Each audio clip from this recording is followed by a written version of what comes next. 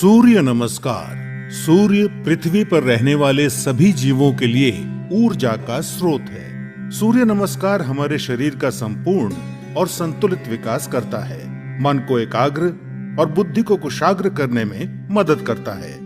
आध्यात्मिक उन्नति के लिए सूर्य नमस्कार को महत्वपूर्ण माना गया है। सूर्य नमस्कार 8 अलग अलग आसनों की मदद से 12 चरणों में क्रम से किया जाता है। सूर्योदय और सूर्यास्त के समय इसे करना ज्यादा फायदेमंद होता है।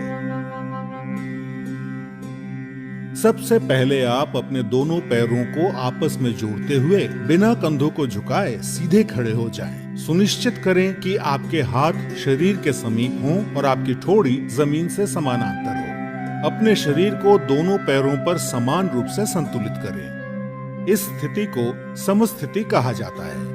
पहले चरण को करने के लिए सांस लेते हुए अपने दोनों हाथों को आपस में जोड़ें और अपनी छाती के समीप नमस्कार मुद्रा में ले आएं। इसे प्रणाम आसन कहा जाता है। अब सांस छोड़ें। दूसरे चरण में धीरे धीरे सांस अंदर लेते हुए अपने शरीर को कमर से ऊपर की ओर खींचें और अपने दोनों हाथों को अपने सर के ऊपर ले जाते हुए अपने सर और कमर को पीछे की ओर झुकाएं। अपनी टांगें सीधी रखें। इस आसन को हस्तोत्तनासन कहा जाता है। अब तीसरे चरण के लिए धीरे धीरे सांस छोड़ते हुए अपने शरीर को आगे की ओर तब तक झुकाएं जब तक आपकी दोनों हथेलियां आपके पैरों के दोनों तरफ जमीन को छू न लें। ध्यान रखें कि नीचे झुकते समय आपकी भुजाएं और सर एक ही साथ में हो। इस आसन को पादहस्तासन कहा जाता है। चौथे चरण को करने के लिए एक गहरी सांस अंदर लें और अपने दाएं पैर को पीछे की ओर ले जाएं और अपने घुटने को जमीन पर सटा कर रखें। सुनिश्चित करें कि आपका दायां पैर पंजों पर हो, आपका बायां पैर का घुटना 90 डिग्री पर हो, दोनों हथेलियां जमीन पर हों, आपके कूल्हे नीचे और ठोड़ी ऊपर की ओर हो। इस आसन को अश्व संचालन आसन कहते हैं। अब पांचवें चरण में एक गहरी सांस छोड़ते हुए अपना बायां पैर इस प्रकार पीछे ले जाएं कि वो आपके दाएं पैर की सीध में हो। सुनिश्चित करें कि आपके हाथ और कंधे सीधी रेखा में हों और साथ ही कंधे, पीठ और नितंब भी एक ही सीध में हों। इस आसन को संतुलन आसन कहा जाता है। इस स्थिति में धीरे धीरे सांस लें। छठा चरण, सांस छोड़ें। अब अपने दोनों घुटनों को एक साथ जमीन पर रखें और अपनी छाती और माथे को भी जमीन पर रखें। सुनिश्चित करें कि आपके कूल्हे ऊपर की ओर और आपकी कोहनियां आपके शरीर के समीप हों। इस आसन को साष्टांग नमस्कार आसन कहा जाता है क्योंकि आपके शरीर के 8 अलग अलग अंग जैसे दोनों पांव के पंजे, दोनों घुटने, दोनों हथेलियां, छाती और माथा जमीन को छूते हैं। ध्यान रखें कि आपके शरीर का वजन 8 अंगों पर सामान्य रूप से वितरित हो। अब 7वें चरण के लिए सांस अंदर लेते हुए अपनी श्रोणी यानी पेल्विस को नीचे लाते हुए अपने सर और छाती को आगे की ओर सरकाएं और अपने शरीर के ऊपरी हिस्से को नाभि तक उठाएं। सुनिश्चित करें आपके पैरों के पंजे बाहर की ओर और टांगे सीधी हों।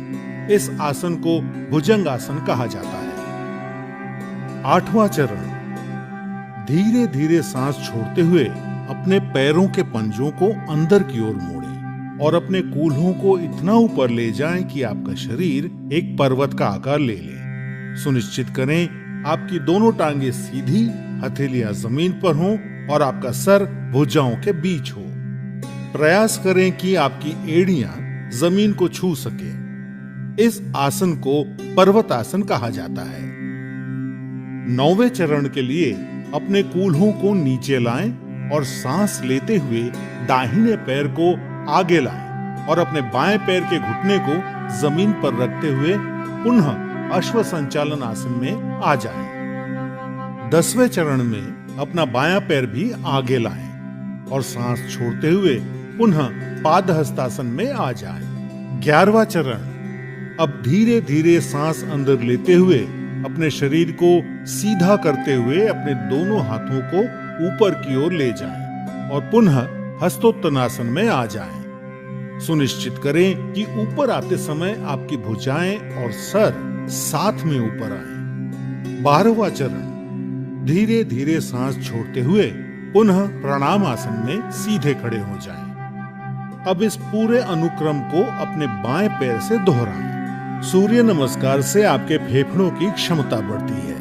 सूर्य नमस्कार आपके मेटाबॉलिज्म में सुधार लाता है और मधुमेह के प्रबंधन में उपयोगी पाया गया है। सूर्य नमस्कार अंतःस्रावी ग्रंथियों यानी एंडोक्राइन ग्लैंड्स के स्राव को नियंत्रित करता है। सूर्य नमस्कार आपको वजन को सही रखने में मदद करता है और आपके मेरुदंड और आपके कमर की मांसपेशियों को मजबूती प्रदान करता है। उच्च रक्तचाप यानी हाई बीपी के रोगियों को इस आसन को सावधानी के साथ करना चाहिए। हर्निया और पेप्टिक अल्सर के रोगियों को सूर्य नमस्कार नहीं करना चाहिए। सायटिका, सर्वाइकल स्पॉन्डिलाइटिस और अक्यूट आर्थराइटिस के रोगियों को भी सूर्य नमस्कार नहीं करना चाहिए। महिलाओं को मासिक धर्म के समय और गर्भावस्था में सूर्य नमस्कार नहीं करना चाहिए। नियमित रूप से सूर्य नमस्कार का अभ्यास आपके शरीर को विषाक्त पदार्थों से मुक्त यानी डिटॉक्स करता है और आलस को हटाकर पूरे शरीर को सक्रिय करता है।